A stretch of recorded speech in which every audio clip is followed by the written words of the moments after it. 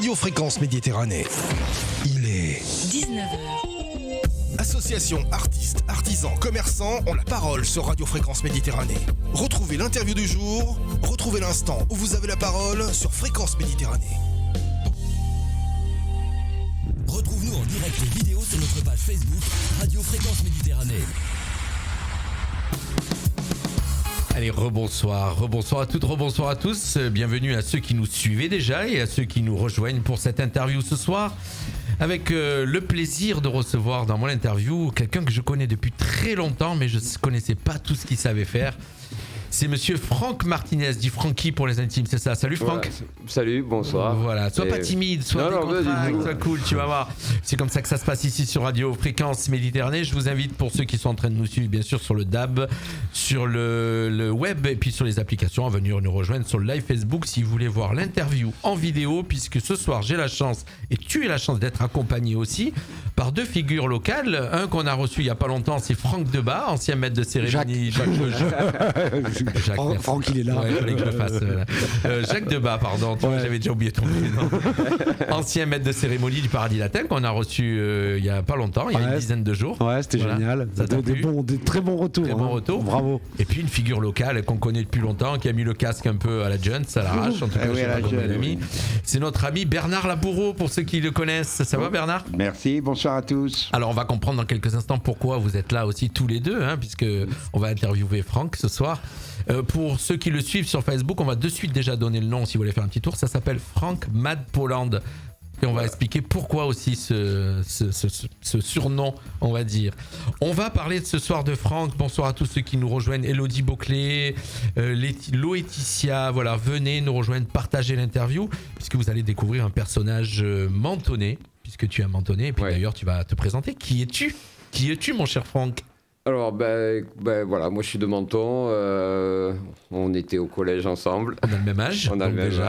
Voilà, donc on est jeunes. On est très jeunes. Oui, jeune c'est dans la tête, je te rassure. Donc, n'est-ce pas, Bernard ? Oui. Tu confirmes ? Voilà. C'est moi le plus jeune ici. Bernard, voilà. tu as branché ton sonotone ? Oui, ça va. Tout se passe bien. Ok.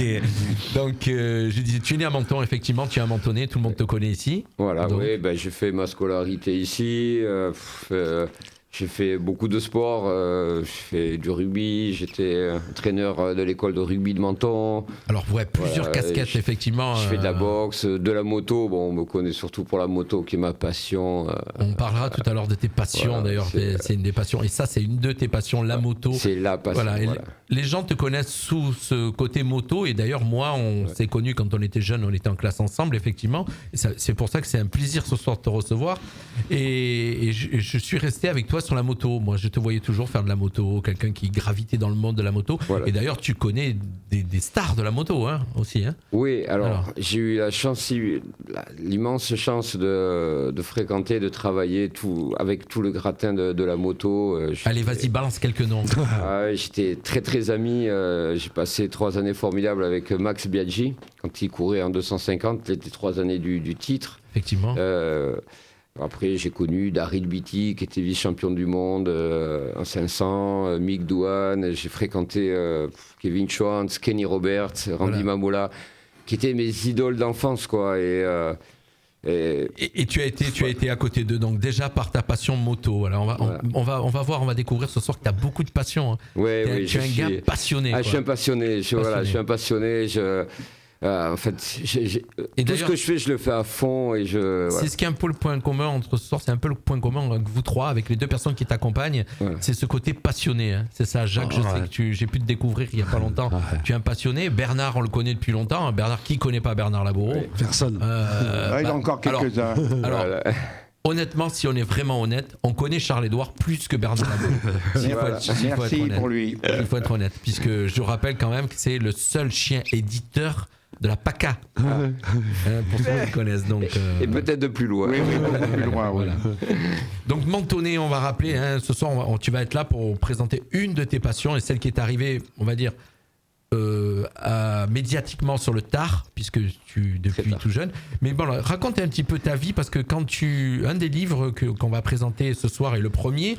Tu racontes un petit peu ta vie que tu as connu Madame Rébaudot à Menton à l'école. C'était mon institutrice je salue, Madame Rébaudot, qui alors, ça a été. On découvre en fin de compte dans ce premier livre on va parler tout à l'heure, Francky, donc, hein, et c'est ça, je devais le lancer avec cette phrase et j'ai oublié, bien sûr, je l'avais écrite en plus. Celui que vous ne connaissiez pas, celui qui ne vous a pas tout dit. Voilà, et dans ce livre, on va ce premier recueil, on va te découvrir. Mais voilà, tu racontes ton histoire. Déjà, tu démarres par Menton, Madame Rébaudot, l'école. Voilà, ouais, l'école. En fait, l'école, ça a été. C'est de là aussi que ma passion d'écrire est venue. Alors, j'étais un enfant rêveur. C'est ce qu'on peut découvrir. Alors, j'avais un peu d'anémie quand j'étais jeune. Alors, l'anémie, on sait ce que c'est. C'est le manque de fer. Donc, quand on manque de fer, c'est une espèce de fatigue. Un petit peu amorphe, quoi. Voilà, et on a du mal à se concentrer, on a du mal. Et en fait, je rêvais. Voilà. J'étais un enfant rêveur, d'ailleurs, surtout mes carnets scolaires. C'était Francky, d'accord. Il est rêveur. Donc, moi, j'ouvrais la fenêtre, je regardais la fenêtre et. Tout ce que je voyais, c'était du rêve. Voilà. Je crois que tous les écrivains et tous les artistes en général sont rêveurs quand même. Ce qui leur permet d'être des artistes. Un peu. N'est-ce pas, mon cher Jacques ? Ouais. Et donc, voilà, un enfant rêveur, mais de suite, tu as eu dès cet âge-là, dès cette école, ce début, ce goût pour les mots, voilà. pour l'écriture. Alors, je lisais énormément. Alors, moi, c'était le Club des 5 à l'époque. Je ne sais pas si ça vous... on a connu, si ça vous parle. Je lisais le Club des 5. Je lisais le Club des 5, ça a été mes premières... Bibliothèque verte et bibliothèque rose. Voilà, mes premières lectures. Après, alors, un jour, je suis tombé sur... bon, là, j'avais un petit peu grandi, sur Cervantes, sur Don Quichotte. Et Don Quichotte, ça a été la révélation.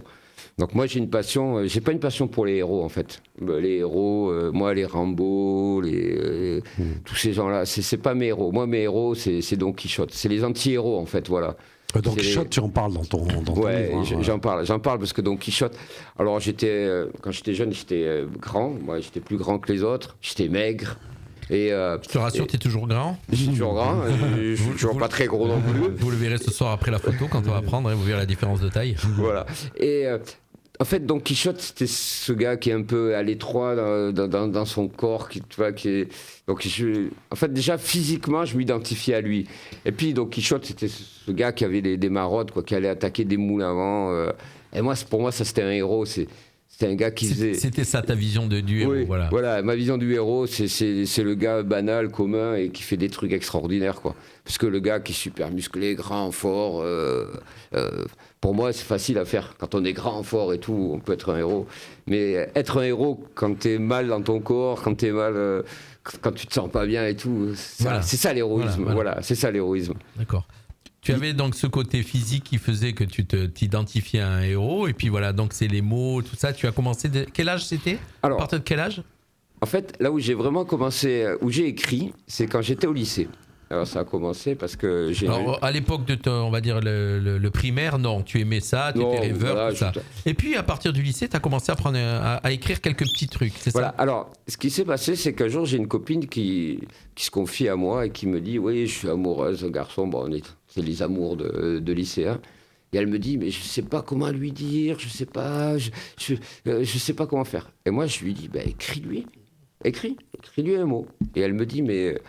je sais pas écrire, je sais pas quoi faire. » Oui, mais moi ça je me rappelle, on écrivait « je t'aime ». Voilà. Alors, non, c'était simple. Non, moi je lui dis écris-lui quelque chose qui...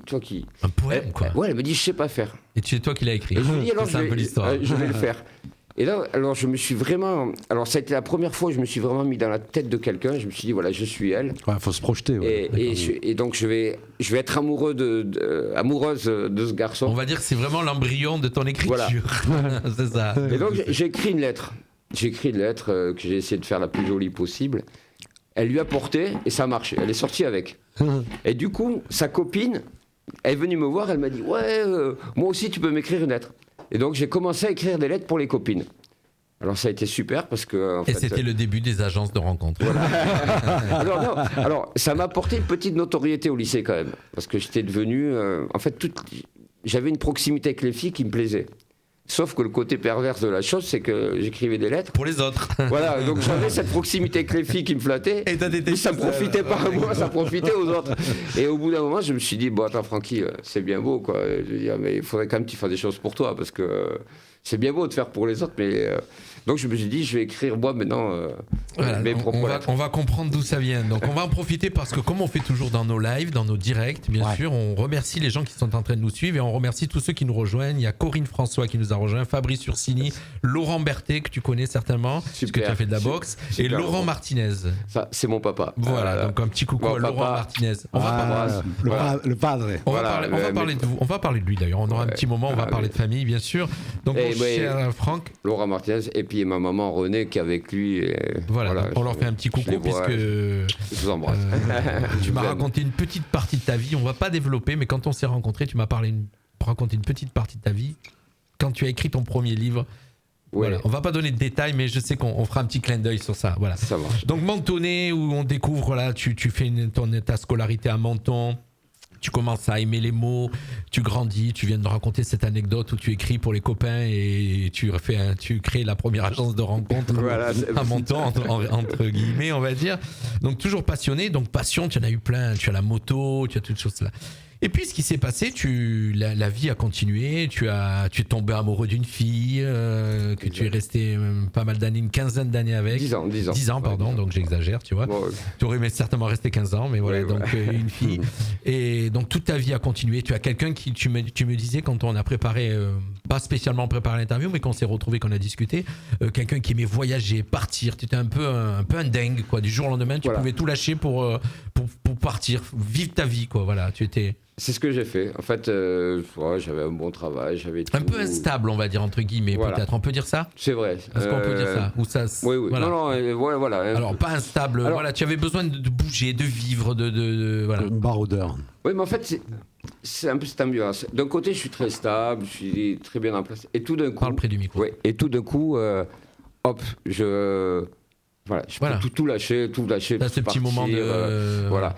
J'en connais un qui était comme ça aussi. Oui, j'aime pas le mot instable. Hein.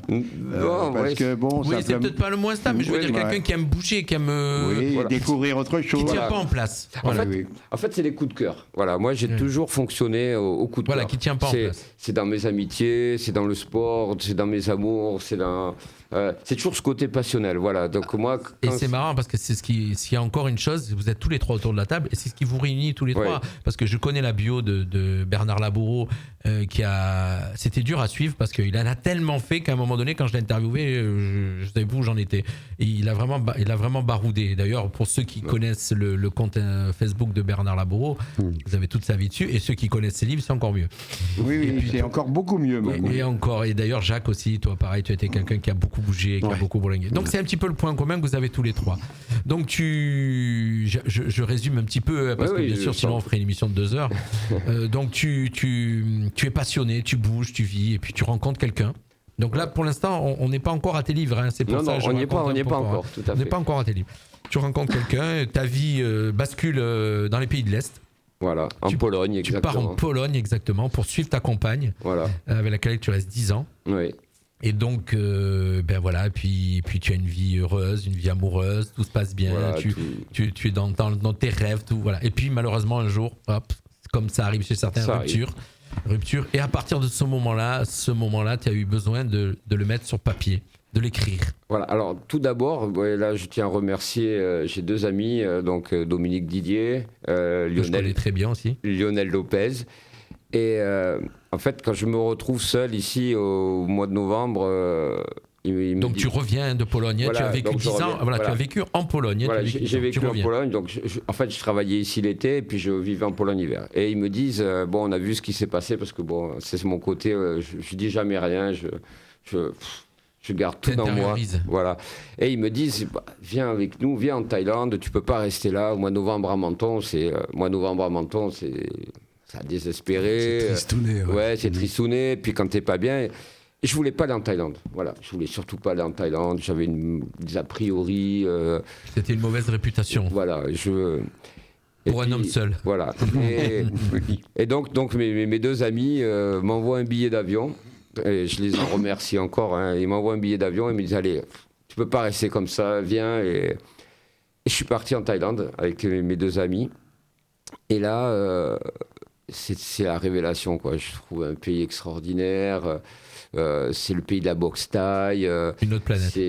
Toi qui aimes la boxe. Voilà, qui aime la boxe, c'est les temples, c'est les plages, le surf. Et là, là tu te vides un peu l'esprit, tu évacues. Là, j'évacue tout et je recommence à écrire. Et je recommence à écrire des choses comme ça qui me viennent spontanément. Tu as toujours écrit, hein, tu as toujours écrit un petit peu comme ça, voilà, mais voilà, mais là, tu gardais pour toi. Et là, je remets tout je mets un peu sur Facebook. Et alors il y a aussi une période que tu oubliais de dire, c'est qu'il y a eu la période confinement, qui a fait que tu as plus mis de textes sur Facebook. Voilà, c'est cette période-là qui t'a fait un peu plus écrire. Cette période-là aussi. Confinement. Donc ça, c'est le confinement, c'est quand je suis revenu de Thaïlande, en fait. Et on va comprendre pourquoi Bernard Labourreau est là. J'ai suivi, voilà. Et là, ça a été. Tu as commencé à écrire, et puis tu as écrit, tu as commencé à écrire des poésies, des idées qui te passaient par la tête, mais toujours écrites d'une manière artistique, on va dire. Avec ma sensibilité, en fait. Sensibilité. Voilà. Alors, rien n'est corrigé dans le livre, en fait. On va expliquer pourquoi tu es là. Hein. Ouais. Il est déjà 15 minutes, tu vois, on a bien développé sur lui.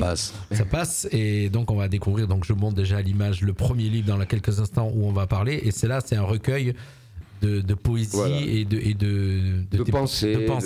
Mais pourquoi tu es arrivé à ce livre ? C'est que, comme tu disais juste avant, tu as commencé à mettre tous ces textes sur les réseaux sociaux. Voilà, exactement. Voilà. Régulièrement, tous les jours, tu faisais une poésie, tu faisais un texte. Je vais en lire quelques-uns d'ailleurs dans quelques instants que j'ai sélectionnés.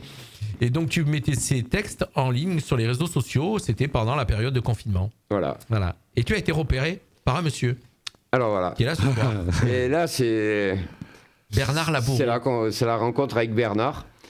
Et c'est Bernard qui m'a dit, écoute, c'est pas mal ce que tu fais. Alors Bernard qui est spécialiste quand même. Bernard qui écrit déjà depuis quelques années. Bernard qui a réalisé des films, qui a écrit des scénarios de films, qui est d'ailleurs sur un projet, on en reparlera certainement. Tu es toujours sur ton projet, mon cher Bernard ? On attend l'hiver. On attend surtout qu'il y ait des gens qui amènent voilà, s'il y a des gens qui veulent mettre des sous, on le dira avant la fin. Et donc voilà, Bernard qui est un écrivain mentonné, qui est connu à Menton, hein, on connaît ses livres, il en a vendu plusieurs, voilà. Donc et il t'a repéré ton écriture. Oui, alors je sais plus trop comment on s'est rencontrés. Je sais pas, mais bon, ça nous a permis de discuter un petit peu. J'avais vu ses poésies, beaucoup de sensibilité.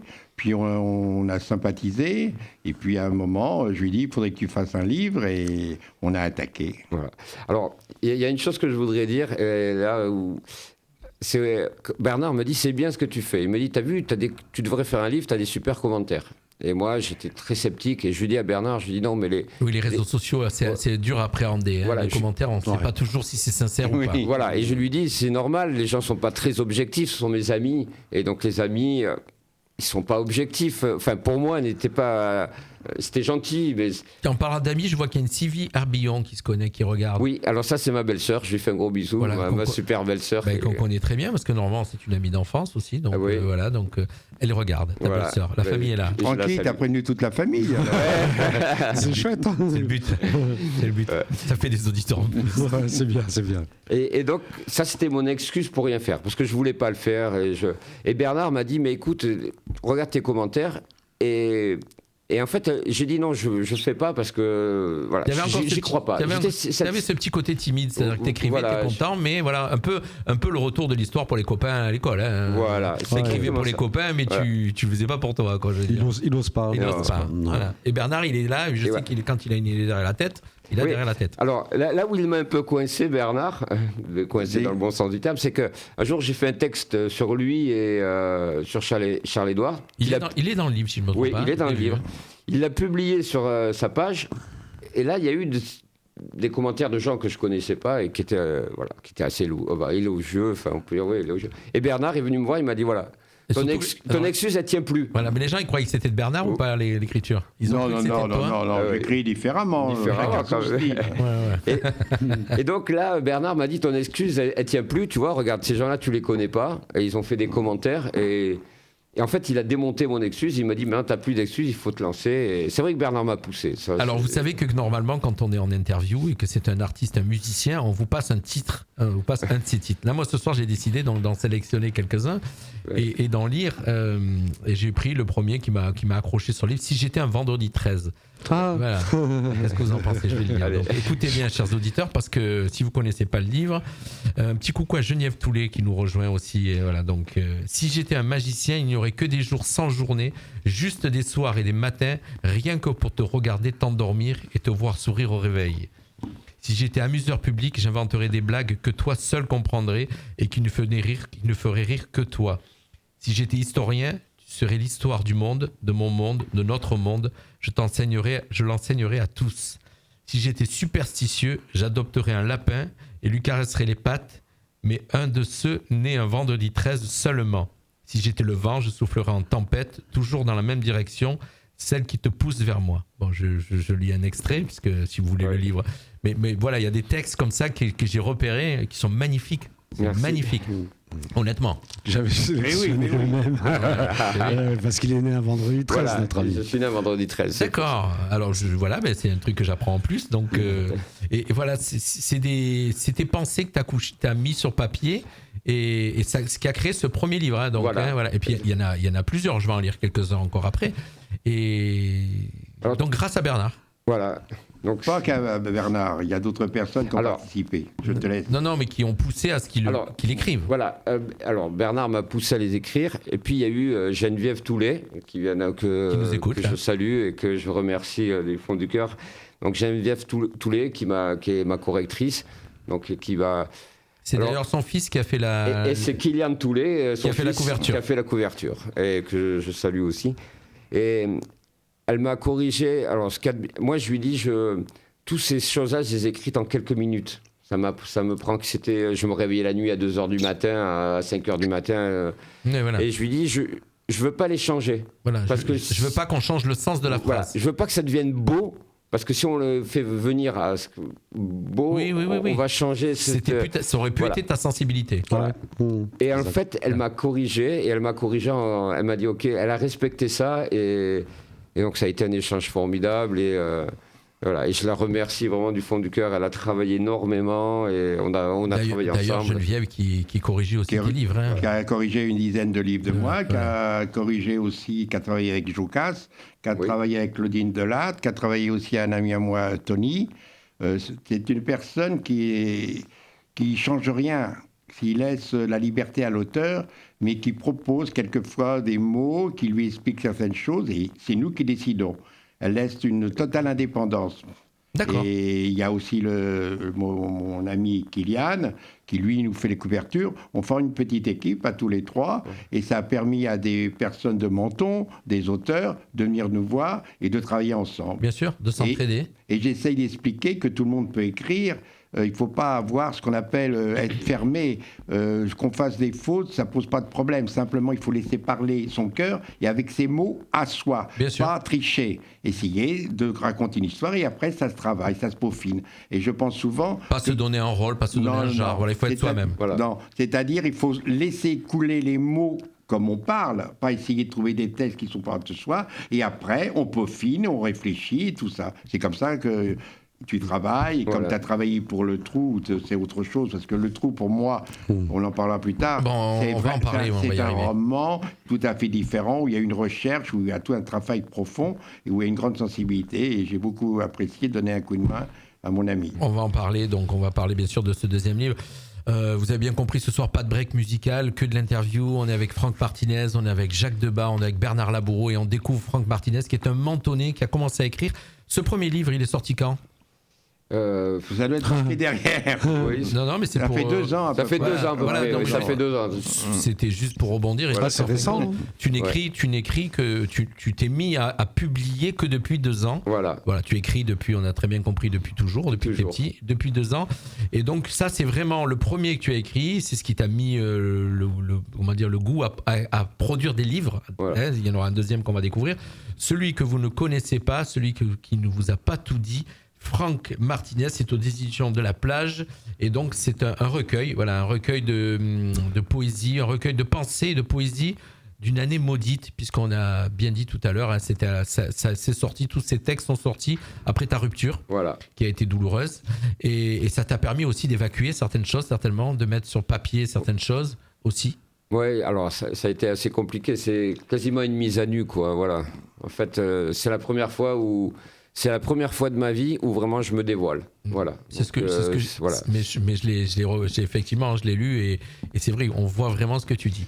Et tu t'es dévoilé tellement qu'en même temps, alors c'est vraiment le petit passage que je vais faire familial, très court, mais tu as toujours cru que ta famille, tes parents doutaient de toi, doutaient de tes capacités. Je vais pas aller plus loin, hein, je vais juste donner. Et en fin de compte, avec ce livre, le jour où tu as écrit ce livre et que tu as été leur montrer, tu étais fier de toi. Voilà. C'est-à-dire. On développe pas, mais juste toucher ce petit bout. Tu n'avais pas confiance en toi. Voilà, j'avais l'impression d'être le gentil, rigolo, mais... Tu n'avais pas confiance en toi. Non, j'ai pas confiance en moi, je faisais des gens... Puis, moi, j'aimais mettre les autres en avance. J'aimais les autres en avant, je me suis toujours mis en arrière.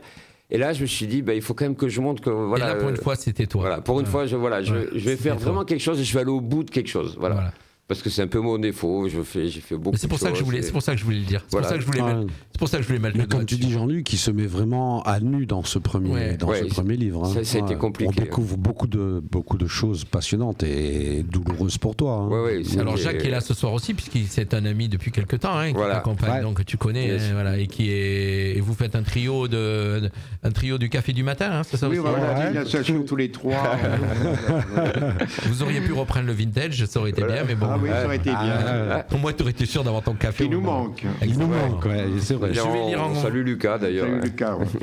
Qu'est-ce qu'il devient quoi? Il va être comme nous, il va être un rêveur, il va partir je sais pas où. Faire le tour du monde, je crois. Le tour du monde, bon... Ok. Il a des projets, Allez, on revient à notre livre, on va relire encore un ou deux textes et puis on va basculer au deuxième livre, bien sûr, où là, on va complètement changer, on va partir sur un roman. Voilà. L'impudeur, c'est un de tes textes. Ce matin, le soleil s'est paré d'un léger voile, ces jours-ci trop dévoilés. Avec un point d'interrogation, je l'ai mal lu. Ma roue avant est voilée pour de bon. Comme dans ma vie, quelque chose ne tourne pas rond. Alors si le soleil jette un voile sur tant de chaleur, si les rayons de ma roue se voilent devant tant de fureur, alors mon ami, je pense qu'il est grand temps de jeter un voile sur tant d'impudeur. C'est beau, hein? Ah ouais, je te jure. Moi, je suis épaté de découvrir des mentonnais où tu les croises tous les jours. Et en fin de compte, tu sais pas. J'ai un collègue à moi que tu connais aussi qui s'appelle Pierrot Couffet. Oui, bien sûr. Voilà, et qui écrit de magnifiques textes et qui fait comme toi sur Facebook. Il est mis sur Facebook et il a jamais écrit de livre. Et pourtant, je l'ai poussé. Faudra que je lui fasse rencontrer Bernard. Voilà. Parce qu'il écrit. Alors, c'est magnifique ce qu'il écrit, mais il n'ose pas franchir le pas. Et c'est ça, toi, en fin de compte. Il y en a plein à découvrir. Donc, en fin de compte, on va passer au deuxième livre. Mais si on veut acquérir ce livre, comment on fait? Il faut me contacter sur Facebook. Voilà. Donc c'est toi directement qui les diffuse et qui les vend. Voilà. Hein Sur Facebook, c'est vrai que faut bien préciser, c'est pas évident Alors Frank Mad Poland. Voilà. Alors Frank Mad Poland, Frank parce que c'est Frank, Mad ça veut dire fou en anglais et on a bien compris qu'il a ce côté un peu fou, déjanté, et Poland parce que c'est son souvenir de la Pologne. Voilà. Alors, j'ai traduit tout seul. Hein. Bravo. Mad, c'est un prénom qui m'a été donné. C'est Troy Bellis, qui est 3 fois champion du monde des Superbikes, qui est un ami. Et un jour, on est allé faire une balade en moto.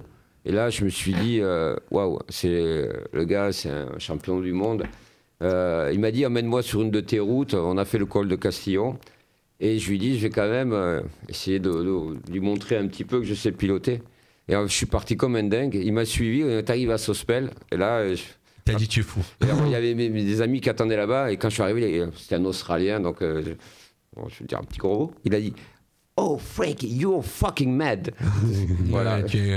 Voilà, hop, de malade. Vous avez tous compris. Voilà. Et du coup, tous les potes m'ont appelé le Mad. Et donc, dans le milieu de la moto, William, tout ça, tous mes potes m'appelaient le Mad. Et donc, c'était resté mon surnom. Voilà. Milieu de la moto qui te colle à la peau, bien sûr.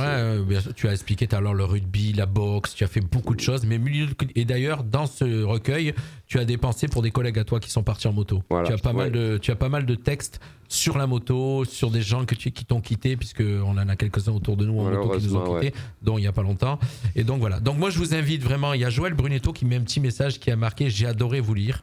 Merci. Donc Merci, elle est là. Donc c'est un livre Sincèrement, j'en ai lu, hein, j'ai reçu des écrivains comme Bernard Laboureau, mais là-dedans, on se dévoile. C'est pas du roman, là, c'est vraiment, là, dans cette partie-là, c'est toi. Ouais, c'est moi. Là, c'est vraiment c'est sans tricherie. Voilà. C'est sans tricherie. C'est pour ça que j'ai pas voulu corriger, j'ai pas voulu embellir certains textes. J'ai voulu qu'ils soient vrais, qu'ils soient tels qu'ils ont été écrits. Voilà. Donc voilà, Francky, je le remets à l'écran, voilà, pour que vous puissiez le voir. N'hésitez pas à vous contacter donc sur Facebook. Au pire des cas, si vous oubliez le mot Franck Mad Polante, Bernard Laboureau, vous connaissez, il a un compte Facebook. Donc vous passez par lui et il vous renvoie sur Franck. Voilà, comme ça, c'est aussi une manière de vous rappeler. Et puis on va passer au deuxième livre. Voilà, carrément. Alors là, c'est ton deuxième livre.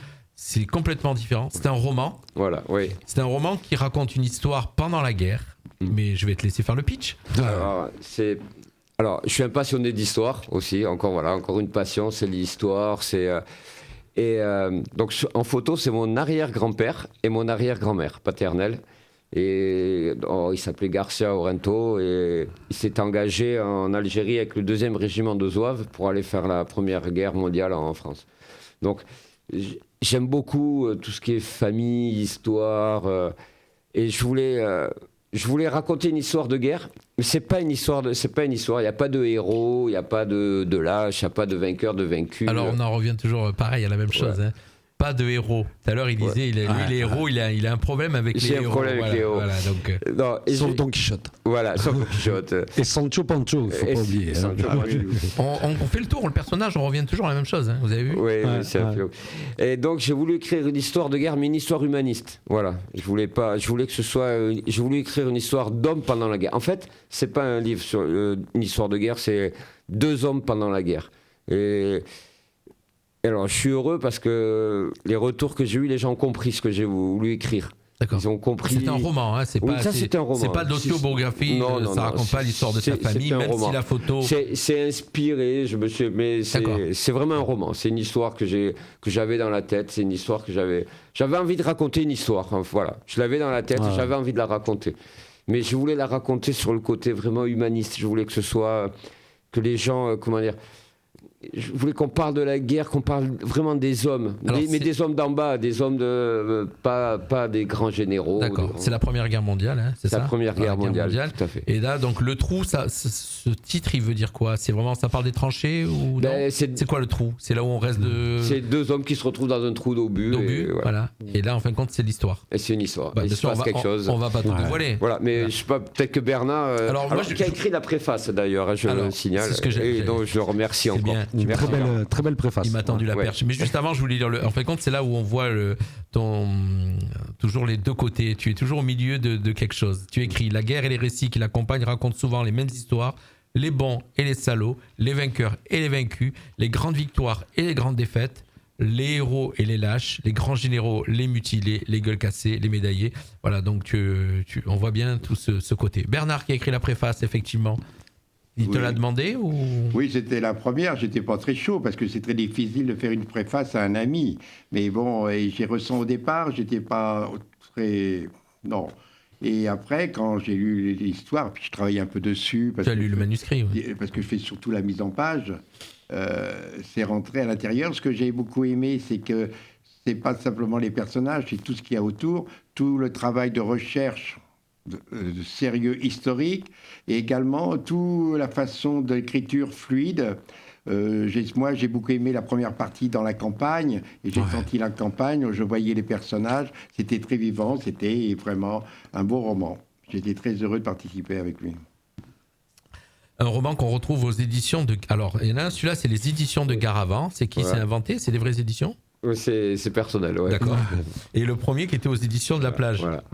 C'est aussi personnel. Oui. D'accord. C'est un peu comme l'éditeur Charles-Édouard. Charles-Édouard. D'accord, on a compris. Vous vous auto-éditez. Voilà, d'accord. Voilà, un beau roman avec cette belle histoire.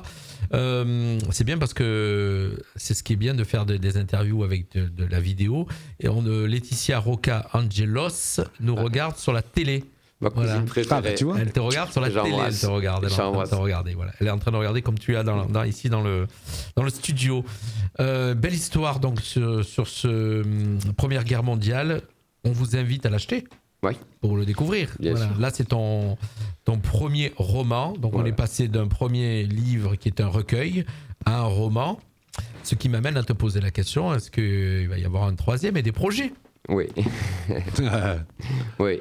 Alors, est-ce que tu peux nous en dire un petit peu sur quoi tu écris en ce moment ? Ou on peut pas ? C'est un peu compliqué, mais oui, en fait, j'ai un projet. J'ai une histoire de famille qui est extraordinaire. Et voilà, notamment. Est-ce que tu vas donc, papa, là, tu vas la prendre en direct.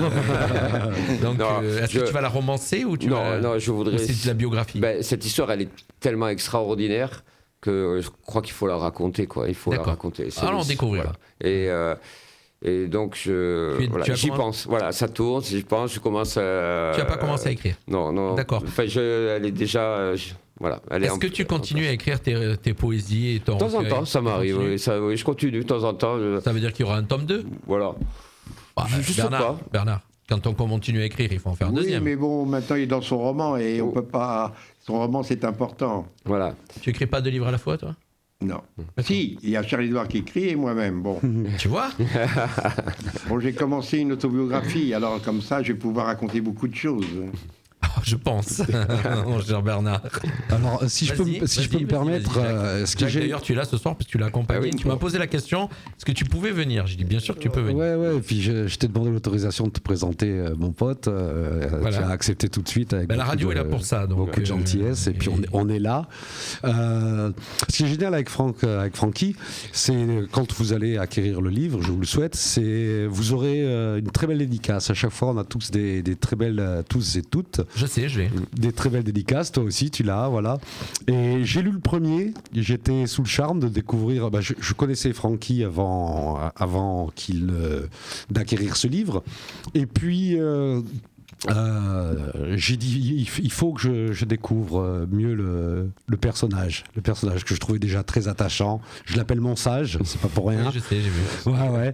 Et à la lecture donc de ce premier livre, ça fait l'équilibre. Ouais, t'as vu, tout se passe bien du reste à ce propos. Et donc je découvre par ce premier livre Francky, qui s'appelle Francky, la beauté intérieure de ce garçon. Et puis ensuite vient Le Trou. Alors Le Trou, ça m'a complètement bouleversé, ce livre. Alors je l'ai lu très rapidement et j'ai fait sur les réseaux sociaux, notamment Facebook, un petit commentaire, si tu m'autorises à le lire. Donc voilà, en fait, je viens de terminer ce merveilleux roman qui m'a bouleversé autant qu'il m'a touché et ému. L'auteur, mon ami Francky, mon sage, est allé dans le moindre détail en effectuant les recherches incroyables, toujours à l'affût de la parfaite vérité pour passionner ses lecteurs. Il sait en effet nous plonger avec délectation au plus profond de cette sale guerre avec ses gueules cassées. Une histoire d'une amitié improbable entre deux êtres que tout oppose et auxquels on s'attache profondément. Ce roman, qui ferait un film remarquable, ça c'est vrai, ça ferait un film superbe, est enrichissant tant d'un point de vue historique que littéraire. Jules et Franz, les deux personnages principaux, l'un français, l'autre allemand, vont terriblement me manquer. Voilà, c'était mon petit commentaire. C'est un chroniqueur littéraire. Voilà, tu cherchais quelle chronique faire.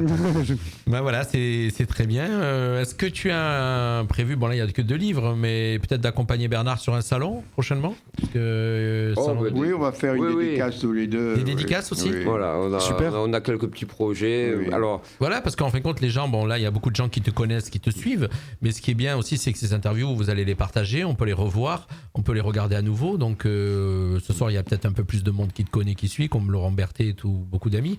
Mais voilà, vous pourrez le voir. Et donc là, à ce moment-là, on peut parler un peu d'un endroit où on va vous dédicacer. Alors, Bernard ? Justement, on avait parlé, d'ailleurs je salue Balika Berkan qui fait un travail remarquable. Qu'on va recevoir bientôt. Vous allez recevoir. Les cabanes d'Annette. Voilà, les cabanes d'Annette. C'est super ce qu'elle fait. Ce qu'elle fait, c'est extraordinaire, et puis elle le fait avec une gentillesse, avec une passion.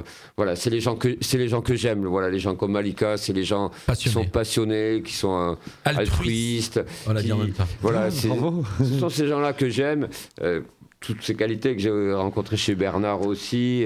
Et donc avec Malika, Bernard, il a repéré en toi le filon. Et on en a parlé d'un projet qu'il va falloir réaliser, c'est de faire une rencontre avec tous les gens sur Menton qui écrivent. Exact, oui. Voilà, de se retrouver. Philippe Hanot qui écrit. Philippe Hanot, que je salue, Philippe Hanot aussi. Qu'on reçoit, je t'ai dit, début mars. Qu'on reçoit début mars. Une personne aussi. Voilà, encore un passionné, encore un gars. Voilà, quelqu'un que j'estime énormément et je le salue. C'est une bonne idée de faire une rencontre de gens qui écrivent pour la passion, pas des gens peut-être qui sont très connus, que très connus, ils n'ont pas besoin de peut-être, mais à la rigueur. Mais nous sommes connus. Non, mais quand je dis très connus, des gens qui écrivent et qui vendent beaucoup, je veux dire. Voilà, c'est vrai que vous êtes connus sur Menton, bien sûr, mais de rassembler des gens comme ça et ce que tu disais, ça, je pense que c'est une belle idée de Bernard et que je vois bien aussi qu'il va le faire, moi. Mais tu vois, grâce à ton émission, les gens découvrent Francky ce soir. Mais le but, c'est ça, de découvrir Francky. Tout le monde ne sait pas, quoi. Tout le monde ne sait pas ces talents cachés à ce bonhomme. Oui, alors, c'est vrai. Bon, c'est vrai que quand j'ai commencé à écrire, mais il y a beaucoup de gens qui m'ont regardé, qui m'ont dit, mais c'est toi qui fais ça. Ben oui. Alors c'est vrai que ça collait pas non plus avec mon personnage. Voilà, on me connaissait, le motard un peu fou. C'est ça. Voilà, j'ai peut-être aussi un look, des tatouages. En fait, on s'imagine qu'un gars qui a pas de cheveux, qui est tatoué, qui va faire de la boxe, il roule comme un grand moto. On l'imagine pas écrire. Non, mais la boxe et tatoué, c'est du Bernard Lamoureux tout craché. Hein. C'est ça, vous avez des points en commun. Quoi. On a beaucoup de points communs. C'est pas la moto, aussi la moto. Non, pas la moto. Non. Mais voilà, on a le voyage. Alors Bernard, en voyage, pareil, on a le voyage, partir à l'étranger, on peut changer de vie du jour au lendemain. Il y a beaucoup de cette passion de la boxe, cette passion des gens, parce qu'alors Bernard, il faut le dire, tout au long de sa vie, c'est pareil, c'est l'amitié, les gens. On le recevra, Bernard. Voilà. Cette humanité qu'il a en lui, Bernard, là-dessus, c'est un modèle pour moi. On se calme, ça devrait être un modèle pour beaucoup de gens. Voilà. On sait que Bernard, la porte ici est grande ouverte pour lui, il le sait, hein, bien sûr. Hein. Et donc on le recevra à nouveau. Voilà, Bernard, c'est quelqu'un qu'on apprécie beaucoup. Mais bon, là, ce soir, il est resté très sobre et très pro, puisqu'il savait que c'était pour toi. Et l'un et l'autre sont venus sans leur chien. Il n'y en a pas Yuki, on n'a pas Charles-Édouard. Non, il aurait pu avoir des petits problèmes. Oui, parce que c'est ce qui me vexe un petit peu, parce que moi, personnellement... Non, mais avec tous les deux, ils auraient bâti Follet dans le coin. Oui. Charles-Édouard est amoureux. Charles-Édouard est un peu coquin, quand même. Hein. Ah bah écoute, ça, on aurait quoi faire une sacrée émission. Charles-Édouard. D'ailleurs, on est la seule radio à avoir interviewé Charles-Édouard à domicile. Tu m'as raconté cette anecdote. On est les seuls à avoir fait ça. Certes, ça fait le buzz, mais en tout cas, on a pris Bernard au mot et on l'a fait. Écoute, moi je suis très content de t'avoir aussi ce soir. On a essayé d'aborder un petit peu ta personnalité, tes 2 livres. On va rappeler donc le deuxième, c'est Le Trou. C'est un roman donc qui se passe pendant la Première Guerre mondiale entre 2 personnages. On comprend bien, d'après ce que j'ai compris, que c'est un Français et un Allemand.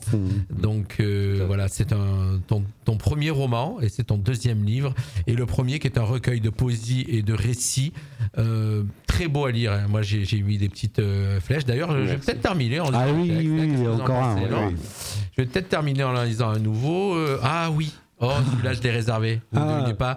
Quand on a parlé moto, qu'on a parlé passion moto, et j'ai dit, chers auditeurs, je vais terminer avec ça. Et beaucoup l'ont connu, je l'ai connu, et en parlant, ça me met la chair de poule. C'est Daffy. Daffy. Et voilà. Et donc là, c'est pour ça, quand je disais que tu as écrit pour la moto, tu as écrit. Et Daffy, effectivement, il y a beaucoup de gens le connaissaient à Menton. Et je vais lire ce texte. Collégien, je passais ma récré à guetter cet Harley Davidson, parce qu'il était un peu plus vieux que nous. Hein. Oui. Collégien, je passais ma récré à guetter cet Harley Davidson qui descendait la rue Saint-Charles, la rue du Collège de Menton, où j'étudiais. À son guidon, Daffy. C'est pour moi mon Marlon Brando. Son air méchant, son blouson couvert de patch m'a emmené dans cet univers des bikers, des mauvais garçons, l'univers des Hells Angels qui terrorisaient, défiaient, provoquaient l'Amérique des années 70. Une fois encore, je prenais le parti de ceux qui étaient honnis, craints, vilipendés. Je regardais passer Daffy et je crayonnais sur mes cahiers ce crâne avec des ailes, symbole de ce mythique club de motards. Par contre, jamais je n'imaginais qu'un jour je puisse être ton ami. Voilà, un texte, il fait encore quelques pages. Et voilà, et tu termines en disant « Enfin, Daffy, je ne pouvais écrire ce livre sans parler de toi, de l'amitié, de notre amitié. » Voilà, c'est encore un hommage à la moto aussi. Et puis à Daffy, regretter Daffy qui nous a quittés il y a un an. Un personnage merveilleux. Il fallait creuser un peu, mais quand il donnait son amitié, elle était précieuse. Voilà, alors moi j'étais pas ami avec lui, mais je le connaissais bien, donc puisque c'était un motonné, donc je connaissais bien, et il était ami par contre avec mon frère. Voilà, mais en tout cas, je voulais terminer sur ce livre, et pour dire que dans ce livre, il y a vraiment de belles histoires, n'est-ce pas Bernard, et tu l'avais repéré toi on va dire, en te repérant sur Facebook. Et j'ai un petit message. Alors vas-y, oui, passe un message. C'est tous les gens, si vous avez un talent quelconque, si vous avez fait quelque chose, vous ne pouvez plus le faire, ou ne désespérez pas. Il arrive toujours un moment où, si vous avez un talent, il va ressortir. Et c'est un petit message pour Alexandra et une amie à moi, et je t'envoie ce petit message. Tu vas redessiner bientôt, et voilà. Désespère pas, il y a un jour va arriver, l'inspiration va revenir. Il faut, ce que disait Bernard tout à l'heure, croire en soi, croire et essayer. On peut se plante, on se plante. Il faut essayer. C'est pas grave. Mais il y a toujours quelqu'un ou un événement qui fait que ça repart. Donc Alexandra, j'attends ton tableau avec voilà. Merci, et puis moi je remercie vraiment tous ceux qui nous ont suivis, puis tous les compliments qui tombent avec Dan Citron, avec Geneviève, où on marque, c'est des super émissions. Je le rappelle et je continuerai quoi qu'il arrive. Cette radio est née à Menton pour mettre en avant les Mentonnais, pour parler d'eux, pour parler des gens qui sont de chez nous. Moi, recevoir des politiques ou faire du fanfaronnade avec des politiques, c'est pas mon truc. C'est recevoir des gens comme Franck, comme Bernard, comme toi Jacques, et comme d'autres qu'on va continuer à recevoir. Voilà, faire découvrir des gens, des figures mentonnaises, des figures même à côté de Menton, hein. Mais on est là pour ça. Et puis je vais vous révéler quelque chose, quand on est passionné, qu'on reçoit des gens comme toi, j'ai préparé l'interview 10 minutes avant que tu arrives. J'ai juste lu le texte 10 minutes avant que tu arrives, j'ai écrit juste la trame de l'interview. Ouais, mais t'arrêtes pas aussi. Et voilà, donc c'est pour dire, parce que je voulais que cette interview reste avec le cœur. Je veux pas avoir des questions qui soient déjà prêtes. Et je vous découvre, on se découvre tous au fur et à mesure, même si on se connaît bien. Merci. Merci Franck. à vous. Merci Jean-Luc. Merci aux auditeurs. Merci. Voilà, donc je vous rappelle que cette interview va être mis dès le week-end sur notre chaîne YouTube aussi, pour ceux qui n'ont pas Facebook. On t'enverra tous les liens, je vous enverrai tous les liens. Il sera en podcast audio sur notre chaîne avec les podcasts pour la version audio, et bien sûr sur YouTube, comme ça vous pourrez à nouveau le regarder. Pour ceux il y en a beaucoup qui n'ont pas Facebook, mais vous pourrez le partager, l'envoyer à d'autres amis. Et merci beaucoup. Et puis vite fait avant de terminer, une petite actualité. Bernard, tu étais avec nous? Non, t'as pas d'actualité? Actuellement, non. Tu es tranquille en ce moment? À peu près. Tu fais pas de bruit? Non, je fais pas de bruit pour l'instant. Jacques, et toi, on sait ta nouvelle société qui la nouvelle société, quelques contrats qui commencent à tomber, je suis content. Bon, c'est pas la bonne saison, hein, janvier, enfin demain 1er février, on va croire un peu en février. Mais grâce à l'émission à laquelle j'étais convié. On t'a redécouvert. Ouais, je t'en suis très reconnaissant. Merci à tous, bye bye. Merci. C'est le retour de la musique sur Radio Fréquence Méditerranée dans quelques instants, dans 12 minutes exactement, ça sera le début de Club 80, puisque vous savez maintenant le soir, un petit mélange entre le funk et les années 80. Voilà, passez une bonne soirée. On se retrouve demain soir avec mon équipe du mercredi, et puis demain soir on aura une belle émission sur le cinéma avec Thierry Terranova. On va vous parler, on abordera le thème du fantastique, les films fantastiques, voilà, avec notre historien du cinéma Yves. C'est pour demain soir, 19h, sinon à 18h, l'équipe du Mac de la Riviera. Bye bye à tous, merci.